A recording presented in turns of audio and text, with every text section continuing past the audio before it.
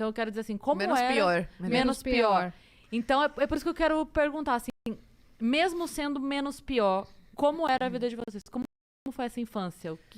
Onde vocês moravam? Como era a casa? O que você lembra? A gente morava na casa da minha bisavó.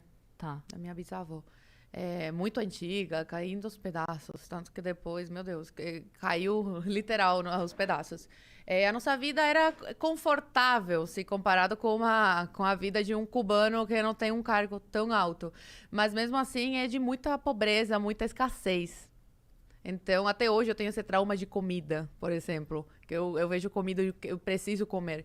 Porque uma coisa que faz muita falta no dia a dia do cubano, mesmo você tendo um pouco mais de dinheiro que o cubano comum, porque, sei lá, você tem família fora e eles mandam dólares, você não consegue adquirir alimentos. Eu estava falando com minha avó essa semana agora, quando eu consegui me comunicar com ela. Ela tá lá? Sim, eu fiquei mais de 24 horas sem conseguir comunicação com os meus avós que moram lá. Porque eles estão cortando a internet. Aí, quando eu consegui, ela falou, a coisa tá muito feia, tanto na rua, né, os manifestantes, como que não tem comida, não tá encontrando comida. Aí, eu e meu pai, a gente mandou dinheiro, mas de nada adianta o dinheiro, porque não tem da onde tirar, não tem. Cuba colapsou. Ela não consegue sair de lá? Ela não quer? Ela tem cidadania espanhola. E meu avô também. Eles conseguem sair. Só que, assim, meu avô, ele já teve uma época da vida que foi comunista. E ele mora na mesma casa desde que nasceu, há 70 anos. Então, ele é muito apegado às coisas dele, ele fala que ele quer morrer lá. Então, minha avó não pode sair e deixar meu avô sozinho, entendeu? Sim, porque os filhos não estão mais em Cuba. Minha mãe está no Brasil, o irmão da minha mãe está nos Estados Unidos. E então, minha avó fica lá para ficar com ele, né? Para fazer companhia. A vida inteira casados, né? Não vai abandonar.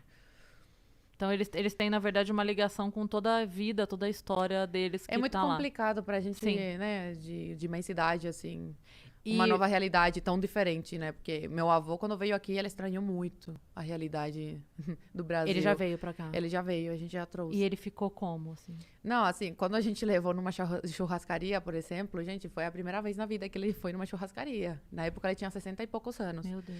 Ele ficava chocado com tudo, mas também ficou chocado com como você tem que trabalhar aqui, né? Em Cuba, as pessoas trabalham o mínimo, assim, porque a vida é miserável. Então, por mais que você trabalhe, você vai ter uma vida miserável.